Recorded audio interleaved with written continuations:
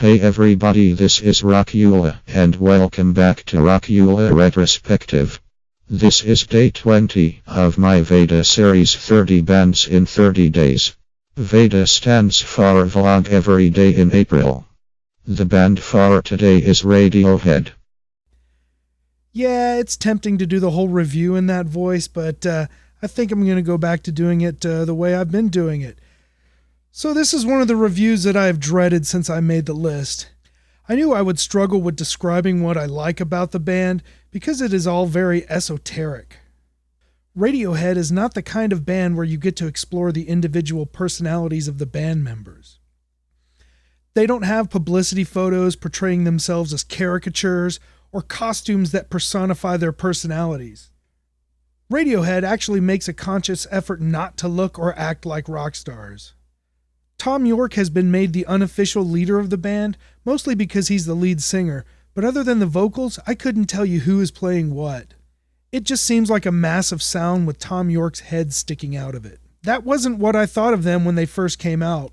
All I heard was Creep, and I didn't care for it. I had no idea where they were coming from, it just sounded like whiny bullshit. I had been hearing some noise about Radiohead around 1998 and this new album they had put out. The critics were gushing over it and saying it was one of the greatest albums ever made. I never listened to the critics, but I did listen to my friend William, who told me that I needed to give them a chance. I said, "You mean that Creep band?" He told me to take the stick out of my ass, so I listened to it, and I'm glad I did. I couldn't believe what I was listening to. I had just gotten back to listening to music in the dark with headphones, and this was the most perfect album in the world for that activity. What I love to do with music is pick things apart and try to figure out how they work. That was not going to happen with this album. It was like the most dense and flavorful soup I had ever tasted. I had never heard anything like this before. Radiohead forced me to listen to their music on their terms. They have the distinction of being the first and only band that I listen to on a purely emotional level. I don't play air guitar or tap out a beat. There's no wondering, how did they do that? When I listen to Radiohead, my pretense shuts itself down to almost nothing.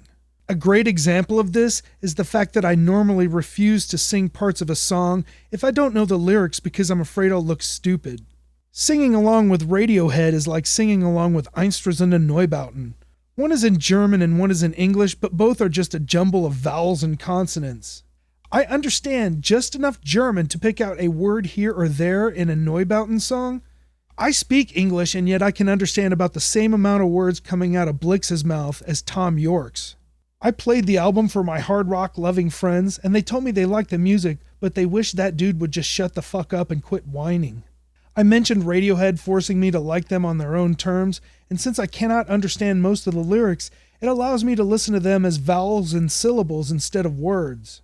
When Blix applies German to Neubauten's music, he uses it mainly as a cutting tool. Thom Yorke's voice is what comes out through the cracks of a fragmented psyche.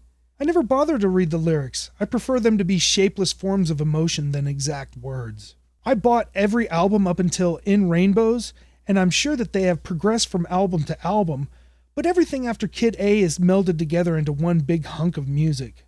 I pay so little attention to the notes that I can't give a normal musician's view on what they're playing. It is rare that any form of art is able to get me to let my guard down and experience things on an emotional level.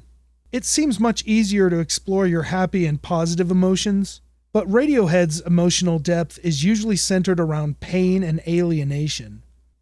It's hard to get me to drop my guard when it comes to those parts of my head because they are the places with the most well-fortified defenses. You have to be an amazing artist to affect someone as calloused as me on such a personal level.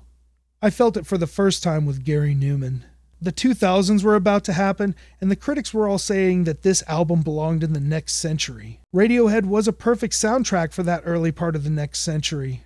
It personified all the doubt and confusion that was happening in society at that time, and it would also accompany my next transformation as a person.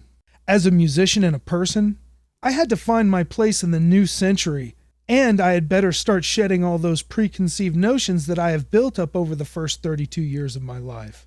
It took a lot of work to rid myself of those outdated concepts, and Radiohead was the soundtrack to that workout. That's my take on Radiohead and their impact on me as a person. How has Radiohead impacted your life? Please feel free to tell us in the comments below. What a way to start the home stretch, huh? We are 2/3 of the way through the list and all the remaining bands are all heavy hitters. Thanks for staying with me on my VEDA series. 30 bands in 30 days. Tomorrow is day 21 and the band is one of the 2 heavy hitters that followed in the footsteps of Kiss in my development and one of the most important bands on the list. The Ramones.